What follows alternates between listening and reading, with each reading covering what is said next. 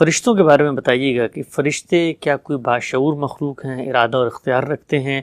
اگر رکھتے ہیں تو ان کی طرف سے کبھی اس کی خلاف ورزی سامنے نہیں آتی؟ بظاہر لگتا ہے کہ پوری کی پوری ضروریت ہے فرشتوں کی، انہوں نے صرف زندگی کا فیصلہ کر دیا، سرنڈر کر دیا اللہ کے سامنے، تو کیا جس وقت سب مل کے ایک ہی کام کر رہے ہیں تو ان کی ایک روبوٹک پرسنالٹی سامنے آتی ہے؟ ارادہ اختیار ہے، شعور ہے، نہیں ہے، کیا معاملہ ہے ان کا؟ اللہ تعالیٰ نے جو 3 مخلوقات بنائی ہیں، یعنی ہمیں بتایا ہے اس کی مخلوقات کیا کیا ہیں۔ 3 مخلوقات باشعور مخلوقات ہیں، ان کے پاس ارادہ بھی ہے، ان کے پاس اختیار بھی ہے۔ فرشتے سب سے برتر مخلوق ہے، اس کے بعد جنات ہیں، پھر اس کے بعد ہم انسان ہیں، تو شعور بھی دیا گیا ہے اور مختلف صلاحیتیں بھی دی گئی ہیں۔ ہمارے ساتھ معاملہ یہ ہے اور جنات کے ساتھ بھی یہی ہے کہ ہمیں اللہ تعالیٰ نے ایسی صورتحال میں ڈال دیا ہے، غیاب میں ڈالا ہے، دنیا کا اقتدار دے دیا ہے، ہمارے اندر بہت زیادہ میلان رکھ دیا ہے خلاف ورزیوں کی طرف۔ اسی کو بیان کیا ہے فَأَلْهَمَهَا فُجُورَهَا وَتَقْوَاهَا، ہمیں اس امتحان میں ڈالا گیا ہے۔ تو امتحان کے تقاضے سے بعض چیزیں ہمارے اندر رکھی گئی ہیں، بعض ماحول میں فراہم کی گئی ہیں، تو اس لیے ہم اپنے ارادہ و اختیار کا اچھا استعمال بھی کرتے ہیں، غلط استعمال بھی کرتے ہیں، اس کے نتیجے میں جزا و سزا بیان کی گئی ہے۔ فرشتوں کے ساتھ یہ صاف معلوم ہوتا ہے کہ ارادہ بھی ہے، اختیار بھی ہے، بڑی باشعور مخلوق ہے۔ کبھی جبریل امین کے بارے میں اللہ تعالیٰ نے جو کچھ فرمایا ہے ان کے تعارف میں وہ پڑھیے، یعنی وہاں تو یہ معلوم ہوتا ہے کہ اتنی غیر معمولی شخصیت ہے کہ آپ اندازہ ہی نہیں کر سکتے۔ قرآن مجید کی آخری صورتوں میں جگہ جگہ ان کا تعارف ہوا ہے، تو اس لیے ارادہ اختیار سب چیزیں ہیں۔ آپ یہ دیکھیں کہ جب شروع میں اللہ تعالیٰ نے ان کے سامنے اپنی اسکیم رکھی کہ میں نے ایک ایسی مخلوق بنانے کا فیصلہ کیا جس کو میں زمین کا اقتدار دے دوں گا، انی جاعل فی الارض خلیفہ، انہوں نے باقاعدہ سوالات کیے اور بڑے شعوری سوالات کیے، بڑے عاقلانہ سوالات کیے۔ یعنی یہ سوال ایک بڑا عقلی سوال ہے کہ اگر آپ اس طریقے سے کسی کو زمین کا اقتدار دے دیں گے، فرشتوں کو بادشاہی نہیں دی گئی، زمین کا اقتدار نہیں دیا گیا ان کو۔ اقتدار دینے کا مطلب یہ ہے کہ اللہ تعالیٰ نے براہ راست تعلق ختم کر دیا۔ اب ظاہر ہے اللہ تعالیٰ ہمیں براہ راست حکم نہیں دیتے، ہم روز ان کی بارگاہ میں حاضر نہیں ہوتے۔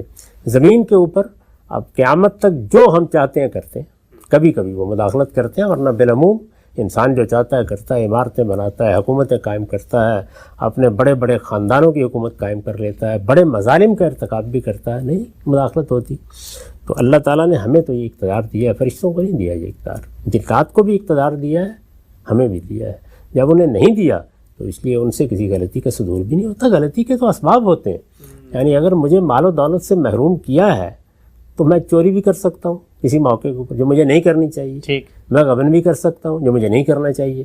اگر ایسے حالات ہی درپیش نہیں ہیں تو میرا دماغ خراب ہوا ہے، میں یہ کام کروں گا۔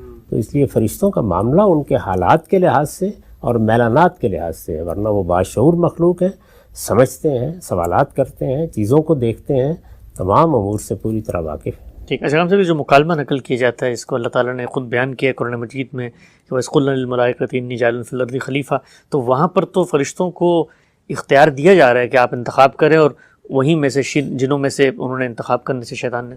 یہ ارادہ و اختیار ہر لحاظ سے موجود ہے، تو سجدہ کرتے وقت بھی ان کو اختیار تھا، یہ تھوڑی تھا کہ وہ نہ کریں یا کریں یا ایک ہی چیز کے پابند ہیں، نہیں، ان کو یہ اختیار دیا گیا کہ چاہیں تو کریں چاہیں تو نہ کریں، البتہ نتیجہ اس کا کچھ نکلنا تھا۔ چنانچہ ابلیس نے بھی اسی اصول کے اوپر انکار کیا، تو فرشتے سارے کے سارے جھک گئے، تو اللہ نے بڑی ان کی تعریف کی ہے۔ وہ اگر اس طرح سے روبوٹ تھے کہ ان کو ہر حال میں جھکنا ہی تھا تو پھر کہنے کی تعریف کا کیا محل ہے، اور امتحان کیا تھا، اور پھر یہ سب دکھایا کیا گیا۔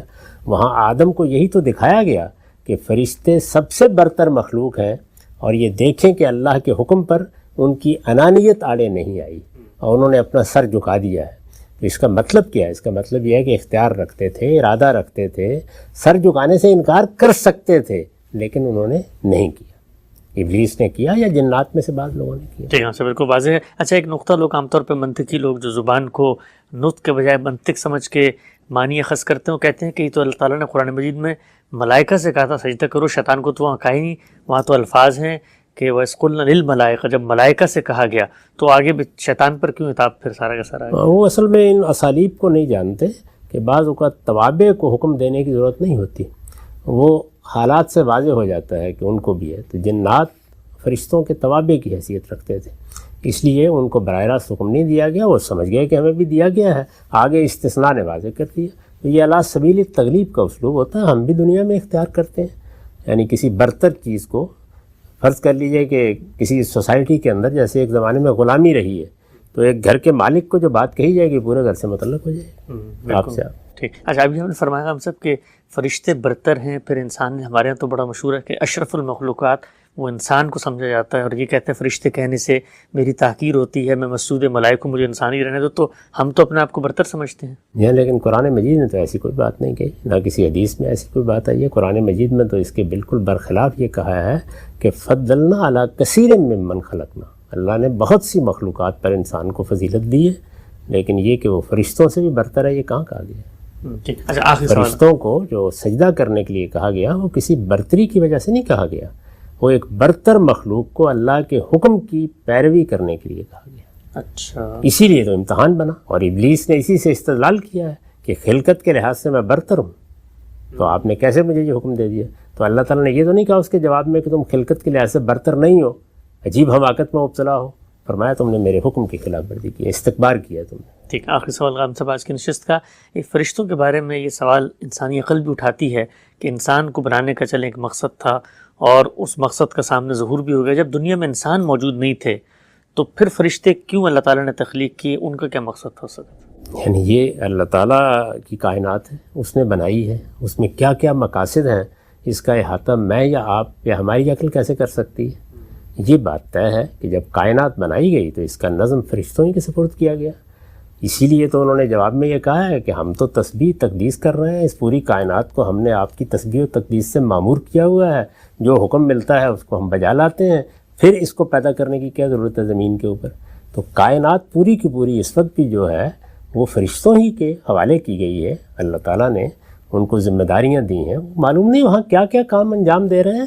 ہمیں تو اس میں جب ہم نے ایک سوال کیا تھا رسالت مآب صلی اللہ علیہ وسلم کے زمانے میں تو جواب یہ دیا گیا کہ ما اوتیتم من العلم الا قلیلا، تمہیں اس طرح کے معاملات کا بہت تھوڑا علم دیا گیا ہے. تو ہمیں اپنے علم کے حدود میں رہنا چاہیے. ہمارا علم ہمارے حواس کے مشاہدات سے بنیاد قائم کرتا ہے. یہی مشاہدات ہیں جو تاریخ کا حصہ بننے کے بعد اجماع اور تواتر اخبار احاد سے منتقل ہو کر ہمارا علم بنتے ہیں. اس سے ہم عقلی استنباط کر لیتے ہیں. بس ہمارے علم کے حدود یہی ہیں. یہ اللہ کی عنایت ہوتی ہے کہ وہ اپنے انبیاء کے ذریعے سے کچھ مزید معلومات دے دیں اپنی کتابوں میں، تو وہ ہم آپ کو بتا سکتے ہیں. اس سے آگے بڑھ کر اپنی طرف سے عقلی گھوڑے دوڑانے کی کوئی ضرورت نہیں.